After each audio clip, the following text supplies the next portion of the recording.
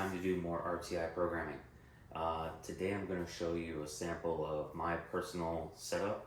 I've got a couple of zones here, Samsung TVs in both spaces.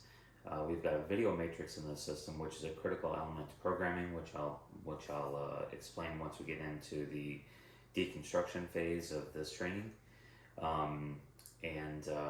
What I'm going to do is give you a little demo here, and from this camera view you can see both displays, and we'll take a look at how the program functions, interacts with the zones, and then you should have a copy of this program that you can work along with, and we can talk about deconstructing the components of how this works, and then you'll be able to do it for yourself and for your clients, and maybe even expand on my ideas and make them better. So we have here 4 zones. We're only going to really concern ourselves with the kitchen and the master.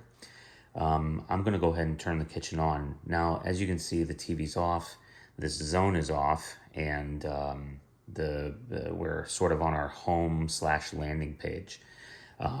When I hit kitchen, there's a macro built into this button that's asking the system, is the system on? If I actually go to the kitchen zone, there's a presupposition that we're going to watch TV, because that's the purpose of this controller. So when I hit kitchen, the TV is presently in an off position.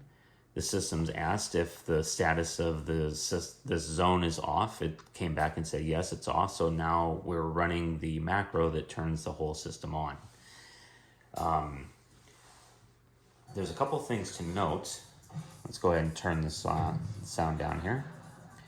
There's a couple things to note, and the main thing to note is that you can see that the Roku 1 button is lit up blue and the kitchen button is lit up green. The purpose of that is to let us know out of these 4 zones which one's on and which one's off. The other 2 are just a static gray. The kitchen is lit up green to show us that the status of the kitchen zone is that it's on. And then the Roku button lit up blue is much in that same thought process, is that because it's lit up blue, that means it's the active source. For instance, I'm going to move over to the Blu-ray. And since we're using a video matrix, all of these zones, all of these sources are available across all of these zones. It takes a few moments for the HDMI to do its thing, but as you can see, we've got the Xbox branding and logoing on the screen. That being said, I'm going to jump back to Roku. And the reason that we get these buttons is because we're using the matrix switch to tell us which button should be on the screen. This is called a visible variable within programming. And so the program is actually, the matrix switch is actually giving feedback back to the control processor and telling it this is the active source in this zone. And then so we will populate the Roku control buttons to the screen only. So this applies directly just to Roku 1.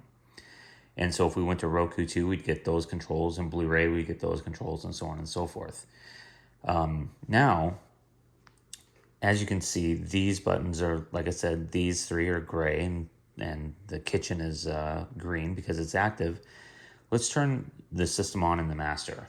Again, it asks the system, is this zone on? And if it is on, go to our standard source, or go to whatever source it's on prior. But if it's not on, turn it on, because that's the assumption. If we take and put this over here on Blu-ray, we will then get the audio and video for Blu-ray, and since we're using Matrix, we have both available in each area. And so if I come to kitchen, again, we have the control buttons that are relevant to this zone because we're using a visible variable for these buttons that is being controlled by the matrix switch. So this system can't ever get out of sync. And again, if I come over to the master, we have the buttons to control the Blu-ray player. Now let's talk about what to do with our power. A lot of times, like, we could just put the power down command right on that button if we like. But it's probably a better idea that we don't put the actual macro right on the button, because what if they accidentally push the button on accident? The system would turn off, and that'd be very frustrating. So always give your client a power off page so that they have an opportunity to hit cancel. And then that cancel command is just a previous page command. But what if we actually do want to turn the system off? We would go here, turn power off, master suite, and I'm going to hit confirm. And you'll see the master suite turned off, and we land back on our main landing page. And again, we come over to kitchen, and here we have the proper buttons populate to the screen automatically because of the visible variable. And again, we'll take and use our power confirm command. We're controlling the kitchen this time. We hit confirm, and off goes the system. So this is just a brief little demo of how the programming works.